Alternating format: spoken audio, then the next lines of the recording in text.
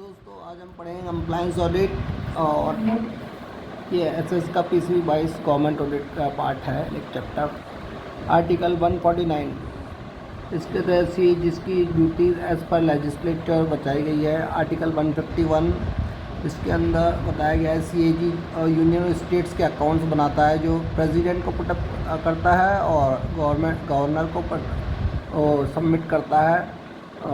ये central level पे president को, स्टेट लेवल पे गवर्नर को, फिर इसके बाद में प्रेसिडेंट पार्लियामेंट में सबमिट करता है जो सीएजी ने अकाउंट्स बनाए हैं और गवर्नर स्टेट लेजिस्लेचर को सबमिट करता है। रेगुलेशन 2007 ये इसमें गाइडलाइंस बताई गई ऑडिट के लिए। कंसेप्ट ऑफ कंप्लायंस ऑडिट ये ISS AI 4100 में बताया गया है कंसेप्ट ऑफ कंप्लायंस ऑडिट। और कंप्लायंस ऑडिट के मेनली 5 पार्ट होते हैं। लीगलिटी मतलब आप ऑडिट में गए, वहाँ आप देखोगे कि सब कुछ लॉज कॉन्स्टिट्यूशन के लॉज के हिसाब से हो रहा है कि नहीं काम। और सेकंड है ट्रांसपेरेंसी, मतलब कि जो भी रूल्स है वो पब्लिक में सब कुछ मतलब ट्रांसपेरेंसी है कि नहीं, मतलब कोई कॉन्फिडेंशियल रख के बात नहीं हो रही, मतलब पूरा काम पब्लिक डोमेन में है पूरा। एडुकेसी मतलब इंटरनल कंट्रोल जो भी सिस्टम लगाया गया है वहाँ पे फ्रॉड को चेक करने के लिए वो एडुकेट है कि नहीं है। प्रूडेंस और प्रॉपर्टी मतलब कि एक विजडम, मतलब पूरा आगे का काम पूरा दूरदर्शिता वाली बात है, दूरदर्शिता से किया जाना। इफेक्टिवनेस मतलब जो गोल प्लान किए वो प्राप्त हो रहे कि नहीं हो रहे। और कंप्लायंस ऑडिट में मेनली 2 पार्ट्स और रेगुलेटरी और प्रॉपर्टी। रेगुलेटरी मतलब है कि पूरा काम जो डिपार्टमेंट का है एज़ पर रूल्स हो रहा है कि नहीं, लॉज जो भी कॉन्स्टिट्यूशन बने उसके हिसाब से हो रहा है कि नहीं है। और दूसरा है फाइनेंशियल प्रॉपर्टी, फाइनेंशियल मैनेजमेंट और इथिकल कंडक्ट, मतलब जो कंपनी के या डिपार्टमेंट का अपने खुद के फाइनेंशियल जो रूल्स बना रखे हैं उसके हिसाब से हो रहा है कि नहीं हो रहा। और कंप्लायंस ऑडिट के 3 एलिमेंट्स है। एक तो 3 पार्टीज़ होती है, सब्जेक्ट मैटर होता है, सब्जेक्ट क्राइटेरिया। 3 पार्टीज़ में आगे एक 3 पार्ट होते हैं। कौन कौन सी पार्टी? एक तो ऑडिटेबल एंटिटी जो डिपार्टमेंट पे जिनकी एजी ऑफिस ऑडिट करता है वो ऑडिटेबल एंटिटी। दूसरा होगा एजी ऑफिस मतलब ऑडिटर, एजी ऑफिस, ठीक है। तीसरा जो एजी ऑफिस में डिपार्टमेंट की ऑडिट की वो किसको जो इन्फॉर्मेशन निकाली वो किसको लिए काम की, इंटेंडेड यूज़र मतलब पब्लिक के लिए, ठीक है। पहला डिपार्टमेंट, फिर दूसरा एजी ऑफिस, फिर तीसरा जो इन्फॉर्मेशन निकाली किसके, वो इसके यूज़ कौन करेंगे, पब्लिक जो नॉर्मल पब्लिक, इंटेंडेड यूज़र।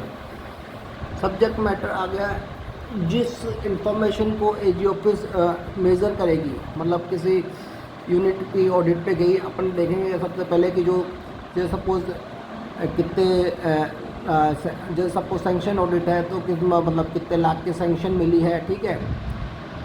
तो मतलब इसमें जिस चीज़ को मेज़र करना है, जिस चीज़ की ऑडिट करनी है वो आती है सब्जेक्ट मैटर में। सब्जेक्ट क्राइटेरिया आता है कि जो बेंचमार्क बनाया गया है, जिन एक चेकलिस्ट होती है जिनको पॉइंट्स को ध्यान में रखते हुए अपन ऑडिट करते हैं, सब्जेक्ट मैटर की चेक करते हैं, वो होते हैं सब्जेक्ट क्राइटेरिया, ठीक है। मैं एक एग्जांपल से बताऊं, जैसे मान लीजिए कोई सेंक्शन ऑडिट है जिसके अंदर किसी डिपार्टमेंट को 50 लाख की सेंक्शन मिली है, ठीक है।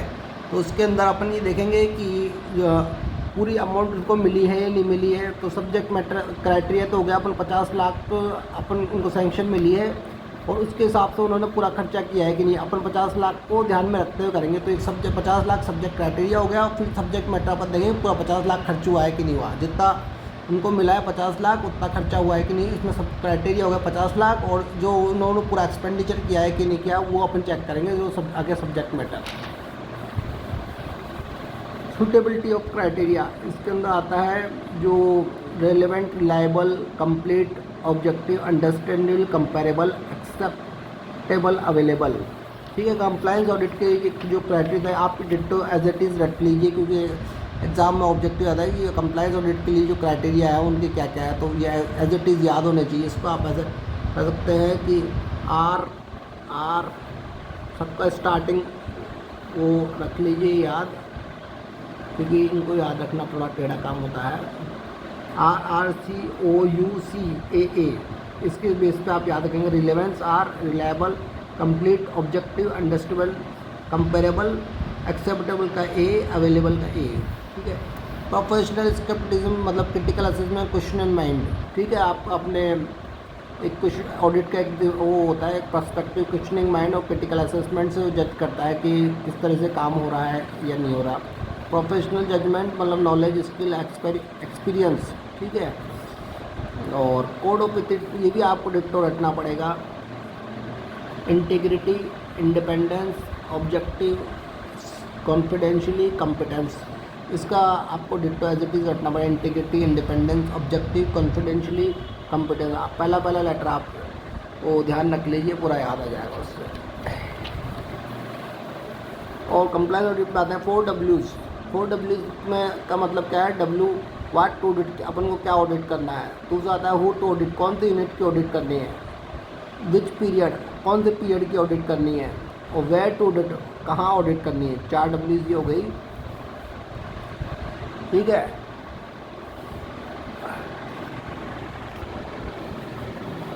ठीक है। और एनुअल ऑडिट प्लान, इसमें ये रहता है कि ऑडिट को जितने भी यूनिट्स आती है डिपार्टमेंट, उनकी 3 से 5 साल में सारे यूनिट्स कवर हो जाए, इस हिसाब से ऑडिट प्लान बनाना पड़ता है। ऑडिट यूनिवर्स, इसके अंदर 2 पार्ट आते हैं, डिपार्टमेंट सेक्शंस और डायरेक्टर कमिश्नर।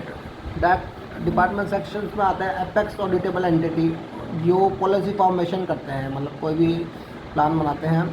और डायरेक्टर कमिश्नर वो इसके नीचे की एजेंसी है जो कि इम्प्लीमेंट करती है उन प्लानिंग्स को और पॉलिसी को, ठीक है। डिपार्टमेंट और section first unit, director commissioner second unit. Department section apex unit होती है जो पॉलिसी फॉर्मेशन करते हैं। डायरेक्टर कमिश्नर इम्प्लीमेंटिंग एजेंसी जो इन पॉलिसीज़ को इम्प्लीमेंट करवाती है। एविडेंस, एविडेंस 2 टाइप के होते हैं, एक तो क्वालिटी और क्वांटिटी और क्वालिटी। क्वांटिटी का मतलब है कि कितनी मात्रा में है, जितनी मात्रा है वो ऑडिट कंक्लूजन पे पहुंचने के लिए सफिशिएंट है कि नहीं है।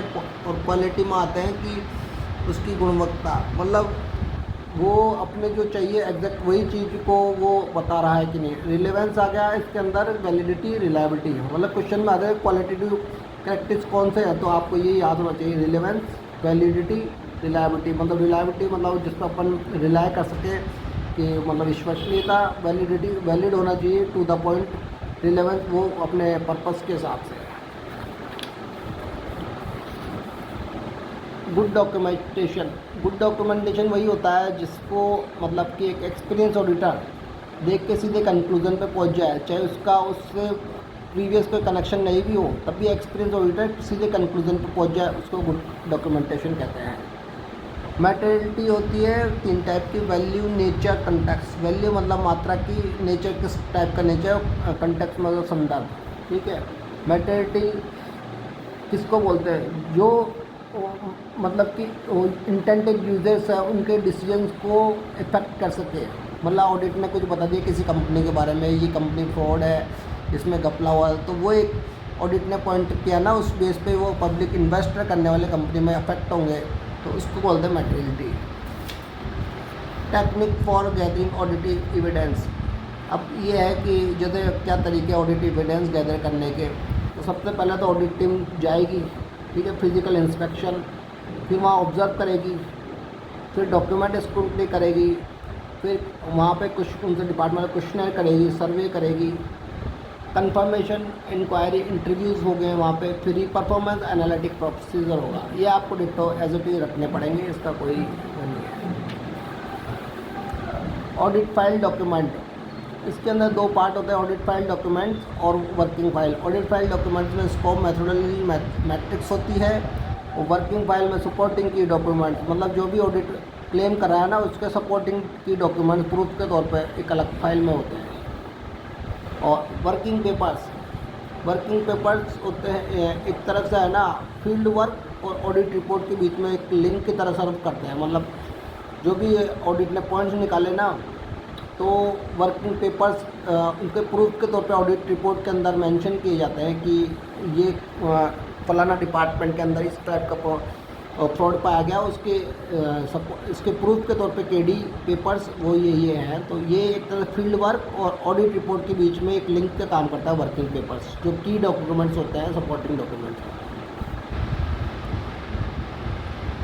Evidence, quality, quantity, sufficiency. अच्छा, इसमें एविडेंस में आता है कि क्वालिटी जितनी मात्रा है वो सफिशिएंट होनी चाहिए ऑडिट कंक्लूजन पर पहुँचने के लिए।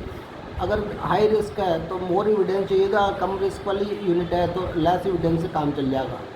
क्वालिटी और एविडेंस में आती है अप्रोप्रिएटनेस, मतलब टू द पॉइंट जो चीज़ अपन को चाहिए वो है कि नहीं। इसमें आगे वापस अगेन रिलेवेंस, वैलिडिटी, रिलायबिलिटी।